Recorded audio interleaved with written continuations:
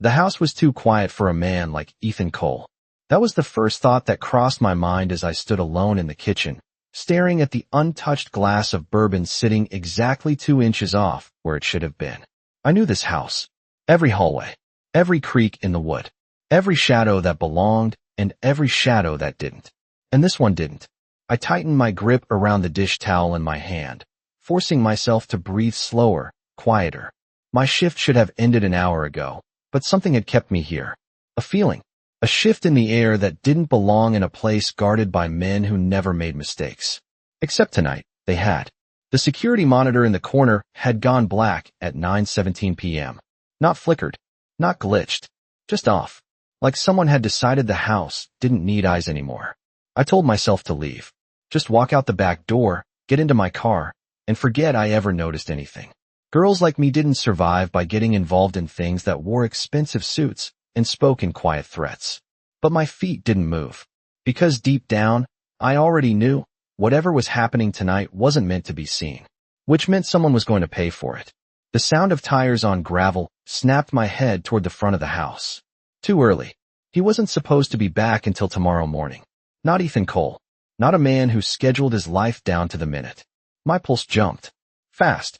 Too fast. I moved before I could think, stepping out of the kitchen and into the long marble hallway that stretched toward the entrance. The lights were dimmer than usual. One of the sconces flickered like it couldn't decide whether to stay alive. Then I heard it. Not from outside. From inside. Footsteps. Soft. Controlled. Wrong. My stomach dropped. Someone was already here. I didn't have time to process it before the front door opened, and he walked in like the world still belonged to him. 6'2". Dark coat, still catching the cold from outside. Presence filling the space before he even spoke. Ethan Cole didn't look like a man who could be caught off guard. That's what made it worse. Because tonight he was. His eyes swept the room once. Sharp. Calculating. Then they landed on me. You're still here, he said, voice low, steady, like nothing in the world could touch him. I should have answered. Should have stepped back. Should have acted like everything was normal. But nothing about this was normal. Not the silence. Not the dead cameras. Not the footsteps that were now closer. I crossed the distance between us before I could second-guess myself. My hand found his wrist. Firm. Urgent. He tensed instantly, instinct kicking in, but I didn't let go. I stepped into his space, close enough to feel the heat of him, close enough that no one watching from the shadows would hear what I was about to say. Stay quiet, I whispered. Barely a breath. His eyes changed. Not fear. Never fear. But something sharper. Awareness. He didn't pull away. Didn't speak. For the first time since I'd known him, Ethan Cole listened. I guided him back, step by step, into the darkness between 2 pillars where the light didn't quite reach. The house felt different from here. Smaller. Tighter.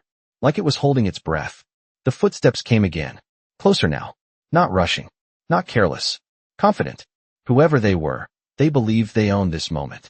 I felt his gaze on me, heavy, questioning, dangerous in a way that had nothing to do with weapons or power.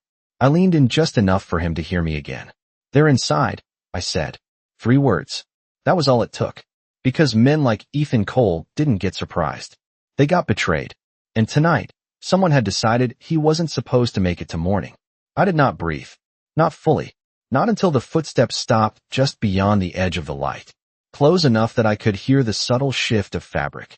The controlled inhale of someone who knew exactly where they were standing.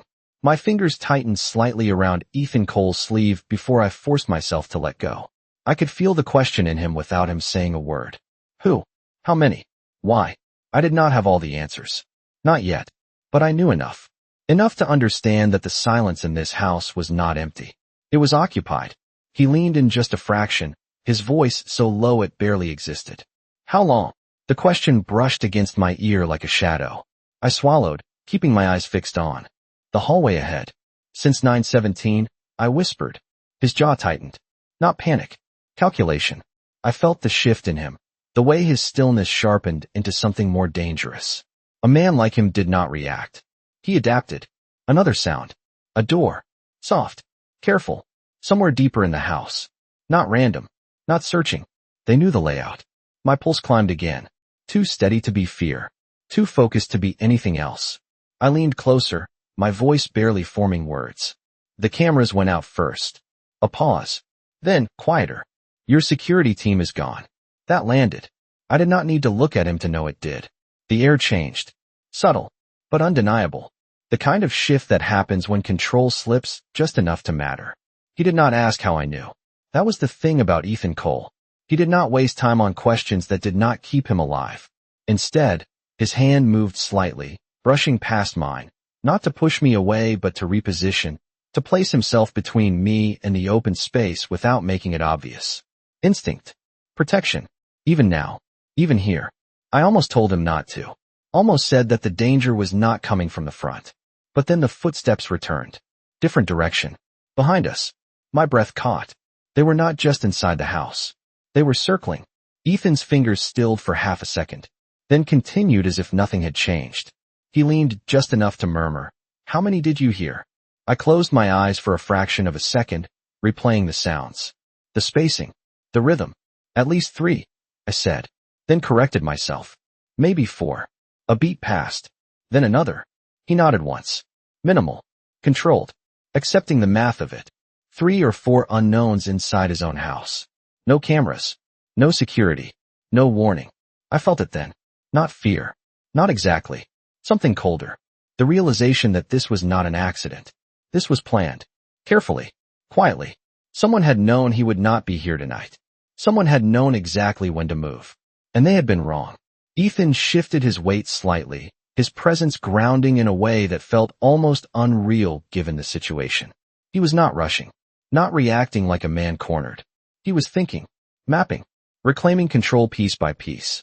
His voice came again, softer this time. "Why did you stay?" The question caught me off guard. Of all the things he could have asked, that was not one I expected. I hesitated. Just for a second.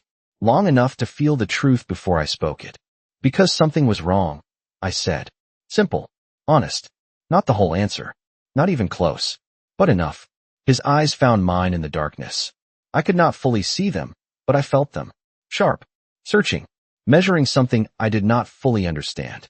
Then he gave the smallest nod. Not approval. Not trust. Something in between. Another sound cut through the silence. Closer now. A faint click. Like metal brushing against wood. My heart skipped once. Loud. Too loud. I pressed back slightly into the shadow, instinct pulling me tighter into the narrow space between the pillars. Ethan moved with me, seamless, silent. For a moment, we stood there, two people who should never have been in the same world, sharing the same breath, the same darkness, the same understanding. Then the hallway light flickered again, and a figure passed across the far end. Not fully visible, just a shape. Enough to confirm what we already knew. They were not leaving. They were looking, and they believed they were alone. I leaned in one last time, my voice barely there. "They do not know you are here." This time, when he looked at me, there was no question in it. Only something sharper. Something decided. Because men like Ethan Cole did not hide for long. They waited. Just long enough to choose how the night would end. The moment he decided to move, everything shifted. Not loudly. Not suddenly. Just enough to change the balance of the room. Ethan Cole did not rush into danger. He rearranged it. I saw it in the way his shoulders settled, in the way his breathing slowed until it matched the silence around us. He was no longer reacting. He was choosing. His hand brushed lightly against my arm, not to guide me, but to get my attention. I looked at him, and even in the dim light, I could feel the weight of his focus locking onto mine. "Stay behind me," he said, barely a whisper. It was not a suggestion. It was instinct.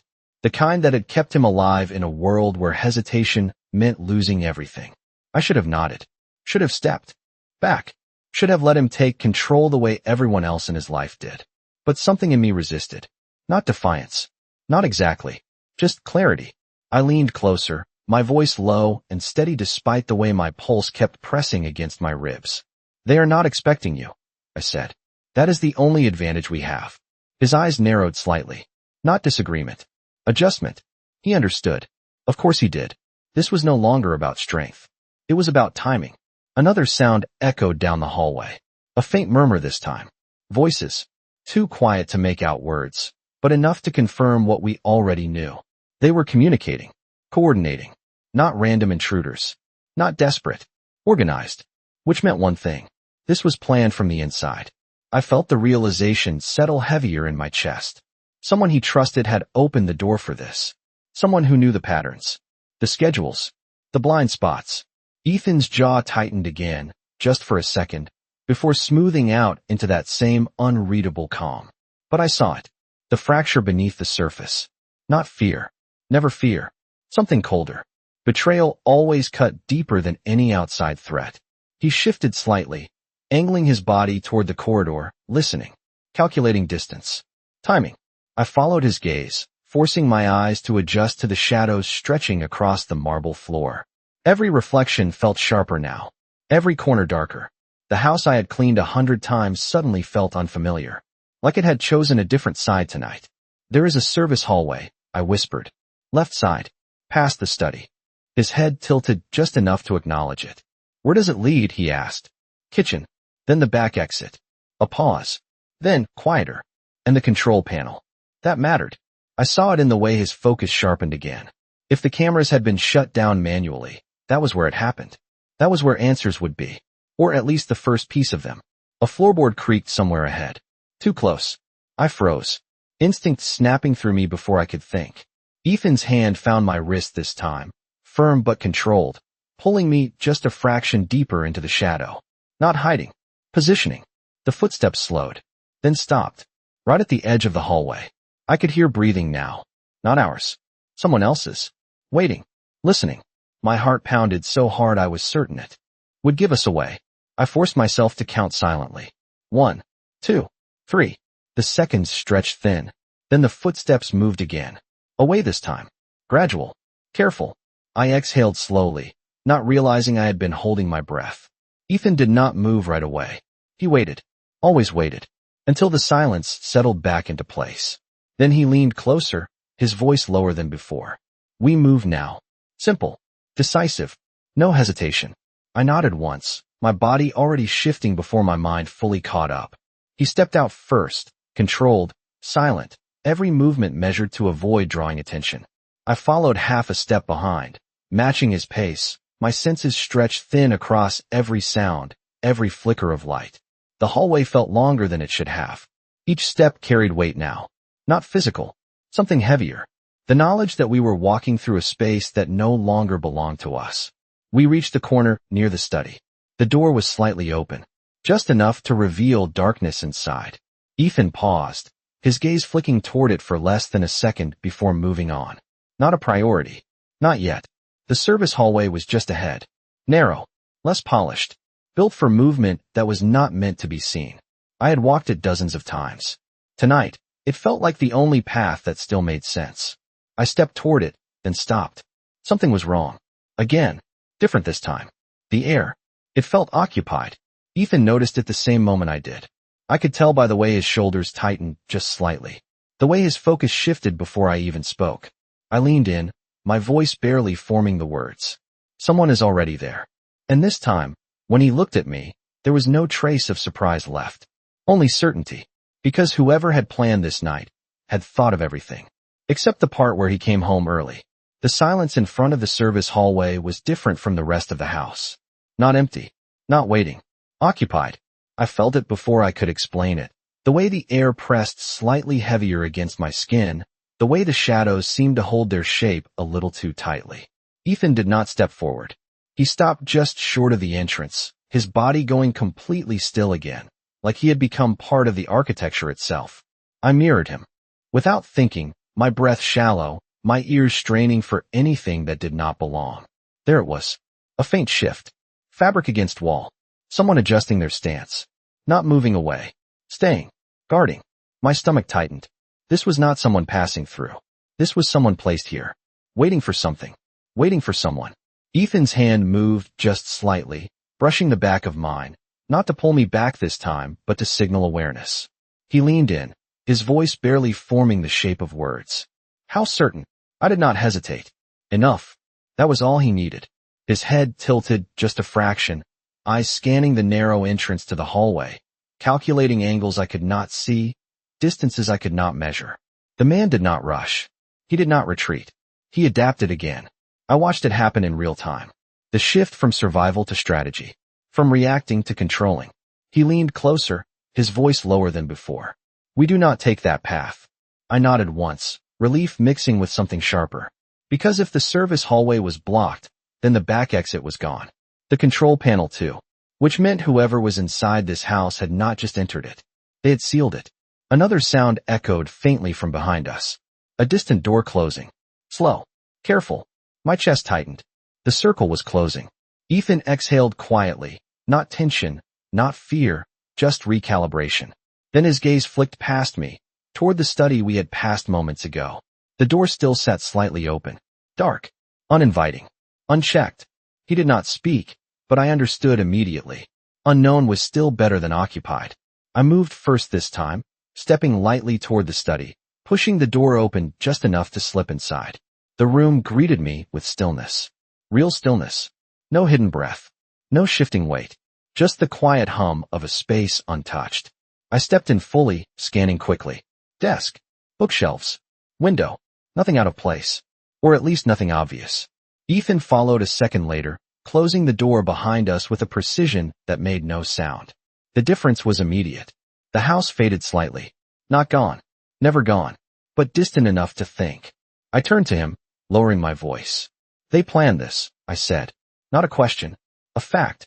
His eyes held mine for a second longer than before. Not surprised. Confirming. Yes. One word. Flat. Certain. I swallowed. The implications settling deeper now that we had a moment to breathe. They knew your schedule. Another pause. Then, quieter. They knew you would not be here. His gaze shifted briefly toward the door, then back to me. And now I am. There was something in the way he said it. Not defiance. Not anger. Something colder. Like the night itself had just changed direction.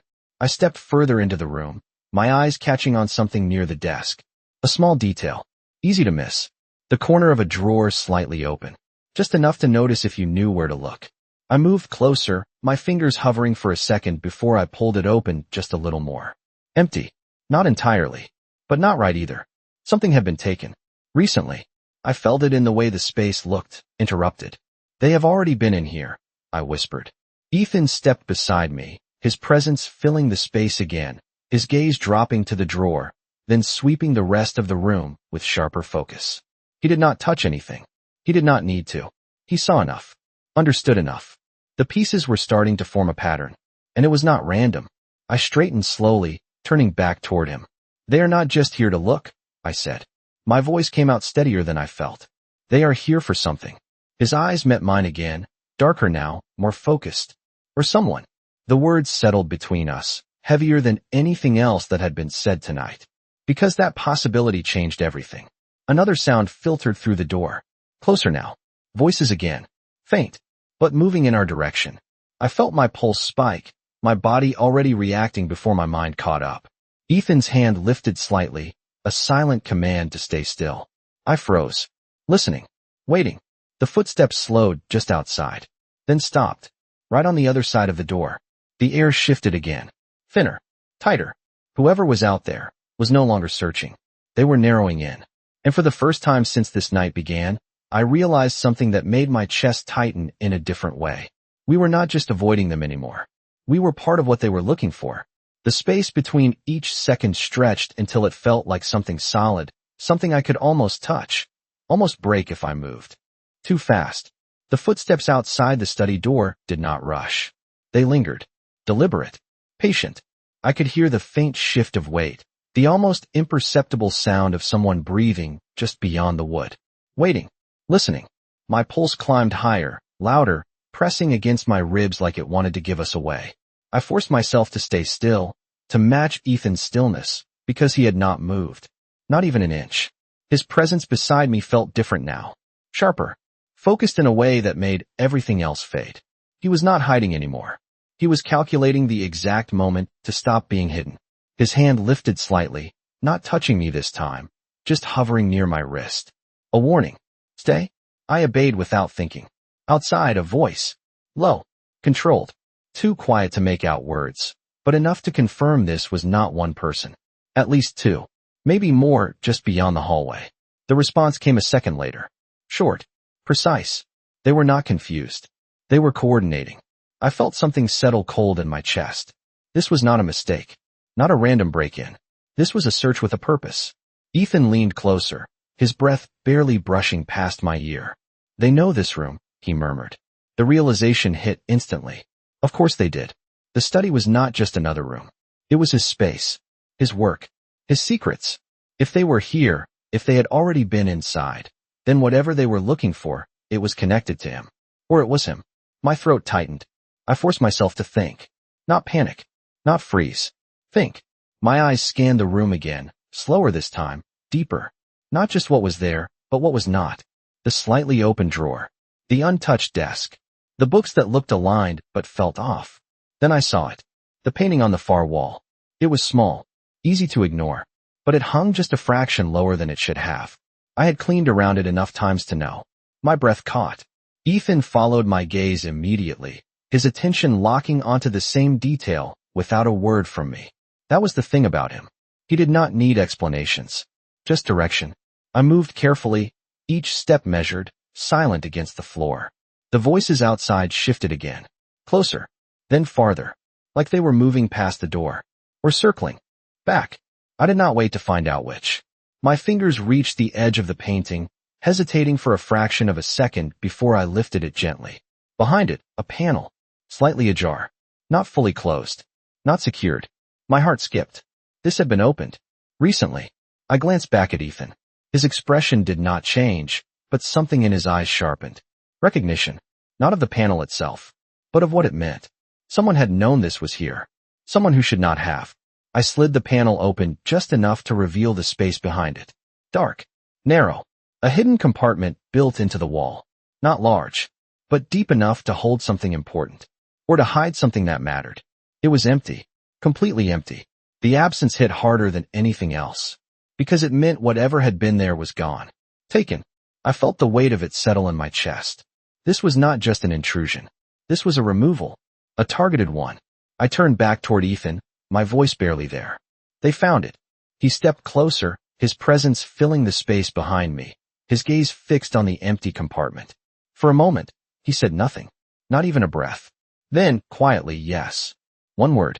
But it carried something heavier than before. Not surprise. Not confusion. Confirmation. Whatever had been hidden here mattered. Enough to bring people into his house. Enough to risk everything for. The footsteps outside returned. Closer now. Slower. Deliberate. They had not moved on. They had doubled back. My chest tightened again. Time was running thinner. Ethan reached past me, his hand closing the panel with careful precision, lowering the painting back into place as if nothing had been disturbed. The room returned to its stillness. But it was no longer safe. Not even close.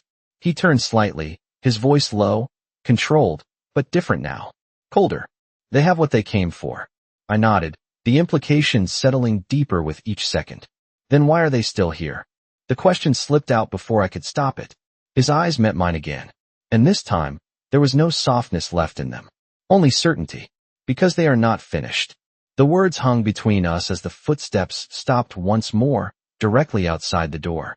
And this time, the handle moved. The handle moved slowly. Not forced. Not rushed. Just a quiet turn. Like whoever stood on the other side believed this room already belonged to them. My breath stopped somewhere in my chest, caught between instinct and fear, and I felt the world narrow down to the space between that door and the floor beneath my feet. Ethan did not step back. He did not reach for anything. He simply shifted. A fraction. Enough to place himself between me and the door without making it obvious. Always controlled. Always deliberate. The door opened an inch. Then two. Light from the hallway stretched across the floor, cutting into the shadows like something sharp and unwelcome. A silhouette followed. Tall. Still. Waiting just at the threshold. I could not see his face. Only the outline. Shoulders squared. Head slightly tilted, like he was listening to the room breathe. My pulse thundered in my ears. Too loud. Too fast. I pressed my back lightly against the edge of the desk, forcing myself to stay grounded, to stay quiet. The man did not step inside. Not yet. Another voice came from behind him. Lower. Impatient. Anything. The word was clear this time. Close enough to understand. Close enough to know we had seconds. The figure in the doorway did not answer right away.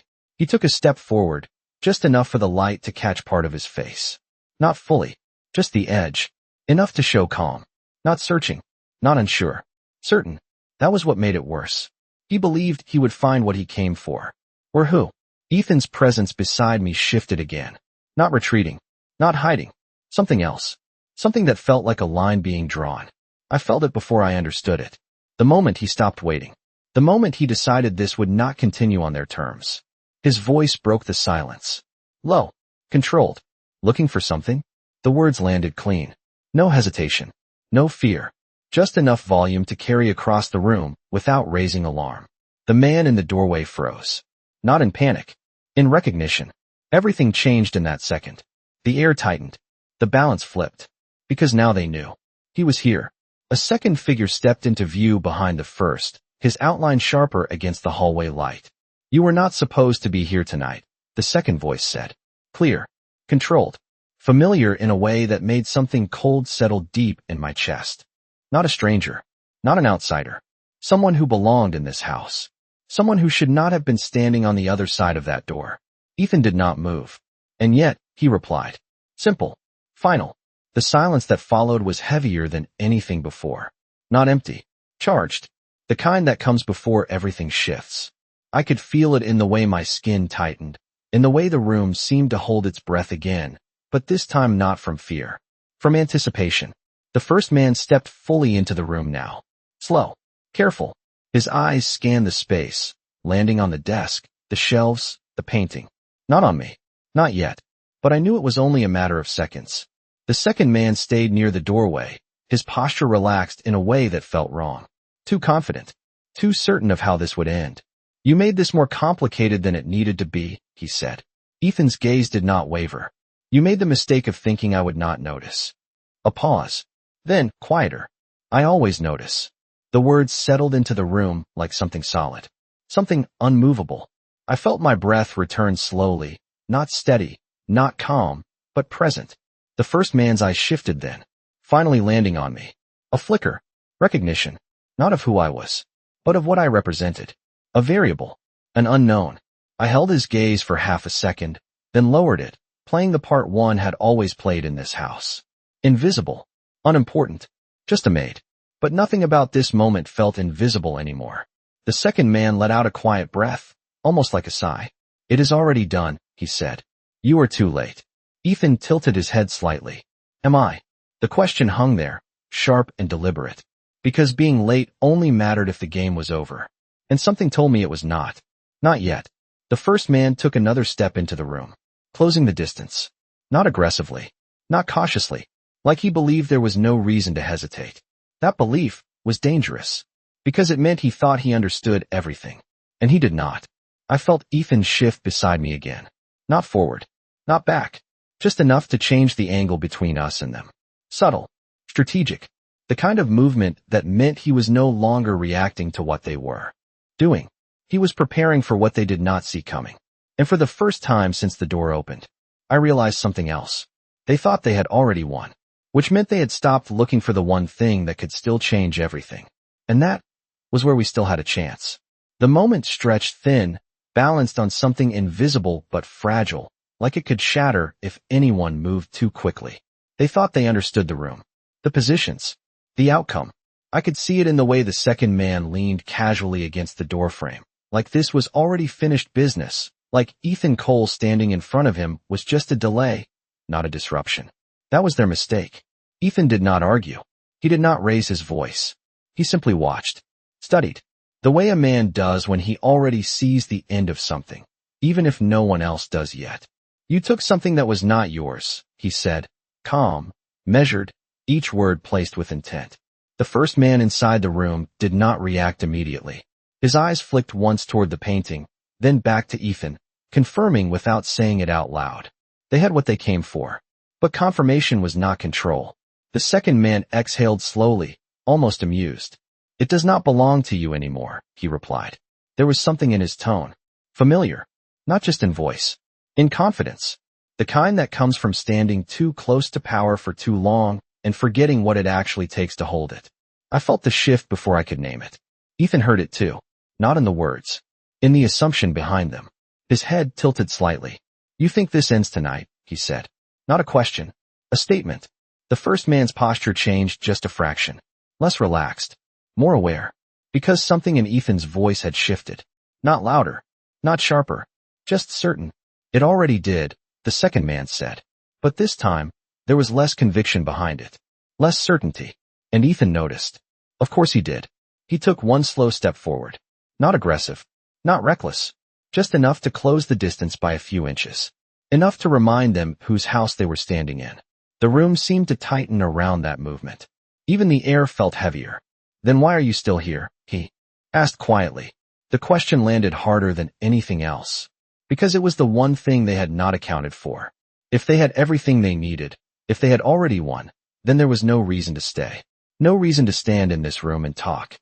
No reason to hesitate. The first man's eyes flicked again. This time not to the painting. To the door. To the hallway beyond. To something unseen but clearly not settled. I felt it too. The imbalance. The unfinished edge of this situation. Ethan saw it and pressed just slightly. You are waiting, he said. Another statement. Another piece placed exactly where it needed to go. The second man straightened a little, the casual posture fading just enough to reveal what had been underneath all along. Tension. Not fear. Not yet. But the absence of certainty. We are making sure, he replied. Careful now. Controlled in a different way. Ethan's gaze sharpened. Making sure of what? Silence. A beat too long. A hesitation too small for most people to notice. But not him. Never him. And that was when I understood. They had taken something. Yes. But they were not completely sure they had taken everything. Or they were not completely sure they had taken the right thing. My heart skipped, the realization hitting fast and clear. That empty compartment. Too clean. Too obvious. A space meant to be found.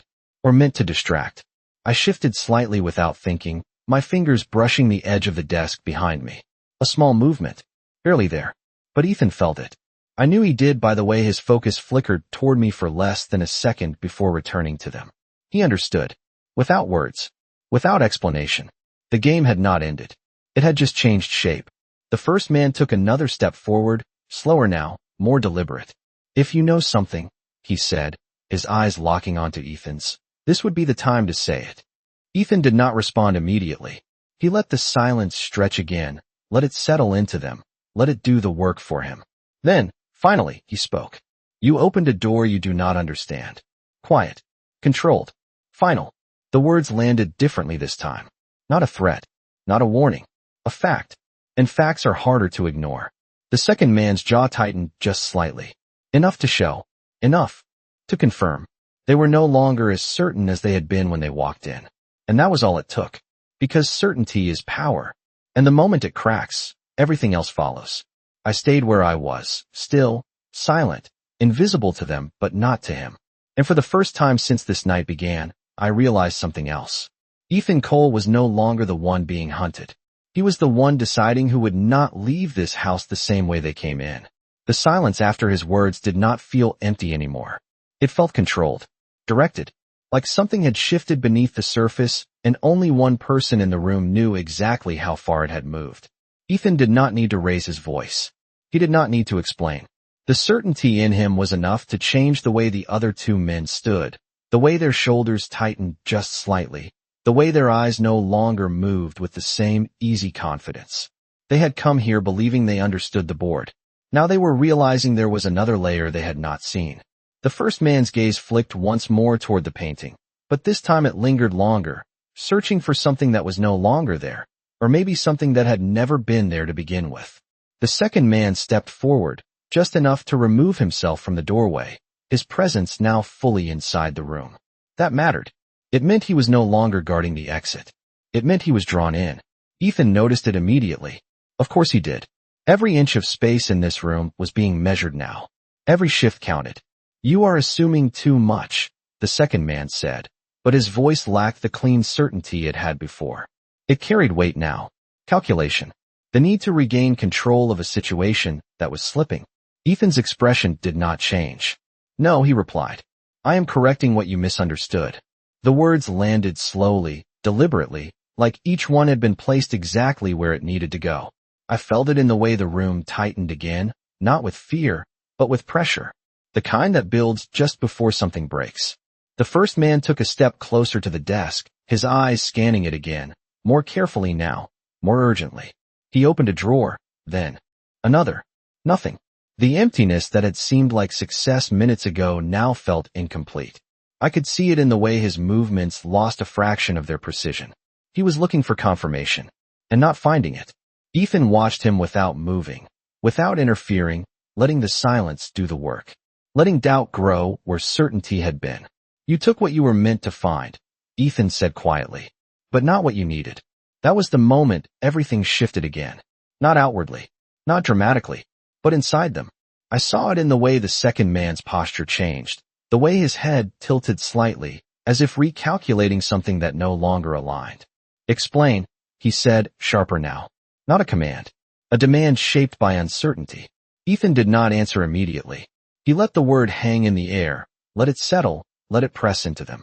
Then he took another slow step forward, closing the space just enough to make the room feel smaller. You had access, he said. You had timing. You had information. A pause. Then, quieter. But you did not have understanding. The first man stopped searching. Completely. His hands stilled over the desk as he turned back toward Ethan.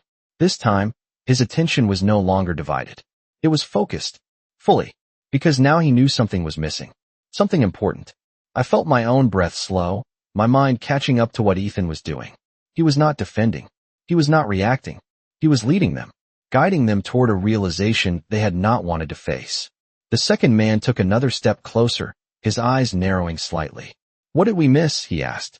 There was no arrogance left in the question. Only tension. Controlled, but real. Ethan's gaze flicked toward me for the briefest second. So fast it could have been missed. But I felt it. The connection. The confirmation. He knew I understood. And I did. The compartment. Too clean. Too obvious. A space meant to be discovered. A piece meant to be taken. But never the whole truth. I stayed still, silent, my role unchanged on the surface, but everything beneath it shifting. The second man followed Ethan's gaze. Just slightly. Just enough. And for the first time, his eyes landed on me with intent. Not dismissal. Not oversight. Recognition. I felt the weight of it immediately, the shift from invisible to relevant in a single breath. My pulse spiked, but I did not move. Did not react. Just held still, like I had always done. The room held its breath again. But this time, it was not waiting for action. It was waiting for realization. And realization changes everything. The moment his eyes settled on me, everything else in the room seemed to fall away. Not disappear. Just shift out of focus. Like I had stepped into a line I was never supposed to cross. I did not move. I did not speak. I did what I had always done in this house. I stayed quiet. But this time, quiet was no longer invisible. The second man studied me with a different kind of attention now, not dismissive, not casual. Calculating. Measuring. Trying to place me into a structure that no longer fit as cleanly as it had before. Her, he said slowly, the word landing like a test. Not a question. A realization forming out loud. The first man turned his head slightly, his gaze following, landing on me with sharper focus than before. I felt it in the way my chest tightened, in the way the air seemed to press closer against my skin. But I did not look away. Not this time. Because I understood something now that I had not allowed myself to see before. This was never just about what they took. It was about what they missed. And somehow, that included me. Ethan did not rush to answer. He did not step in front of me. He did not interrupt the moment. He let it unfold. Let them reach the edge of understanding on their own. That was his way. Always had been. The second man took another step forward, slower now, more deliberate, his eyes never leaving mine. She was here, he said, more to himself than to anyone else. Before we arrived, the first man's posture shifted again, the last pieces aligning. She saw something. The conclusion hung in the air, heavier than anything that had come before. Because now, the situation was no longer clean, no longer controlled. They had taken what they believed mattered. But they had left behind a witness. And in their world, that was never acceptable. I felt my pulse rise again, sharp and immediate, but I forced it down, forced my breathing to stay even, steady, controlled. Fear would give them something. And I had nothing left to give. Ethan finally moved. Not toward them. Toward me. Just one step. Enough to shift the line again. Enough to remind everyone in the room that I was no longer standing alone. You are looking in the wrong direction, he said quietly. The second man's gaze flicked to him, irritation threading through the control. Am I? He asked. Ethan's expression did not change. Yes. One word. Certain. Unshaken. The first man frowned slightly, something in his confidence cracking just enough to show. She knows something, he insisted. Ethan's eyes returned to mine for a fraction of a second. Not a warning. Not a command. Something else. Trust. Then he looked back at them. Everyone knows something, he said. The difference is what matters. The room fell silent again. But it was not the same silence as before. This one was unstable. Fragile. Ready to break in a different direction. The second man exhaled slowly, his patience thinning. You are buying time, he said. Ethan tilted his head slightly. No, he replied. I am giving you a chance. A pause. Then, quieter. To leave with what you think you have. The words landed differently. Not as a threat. Not as a bluff. As an offer. The kind that only comes once. The first man hesitated. Just for a second. But it was enough. Enough to show doubt. Enough to confirm that whatever they had taken might not be what they believed it was. The second man noticed it too. I saw it in the way his jaw tightened, in the way his eyes flicked briefly toward his partner before returning to Ethan. The balance had shifted again. Not fully, not completely, but enough. Enough to create uncertainty. And uncertainty changes decisions. The room held that tension, stretched thin across all four of us, waiting for something to give. Then the second man stepped back. Just one step. Small, controlled, but undeniable. This is not over, he said. Not a threat. A statement. Ethan did not respond. He did not need to, because they already knew. They turned slowly, not rushing, not panicking, but no longer as certain as when they had entered. The doorway that had once felt like control now felt like an exit. And for the first time since this night began, they took it. The door closed behind them with a soft click. The sound echoed louder than it should have.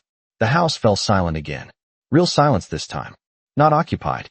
Not waiting. Just still. I did not move. Not right away. My body felt like it was catching up to everything that had just happened. Every second, every shift, every word. Then I felt it. Ethan's presence beside me. Closer now. Not protective. Not distant. Something else. He looked at me. Really looked this time. Not as part of the room. Not as someone passing through his world, but as someone who had changed the outcome of it. You stayed, he said quietly. I swallowed, my voice softer than I expected. So did you. A beat passed. Then another.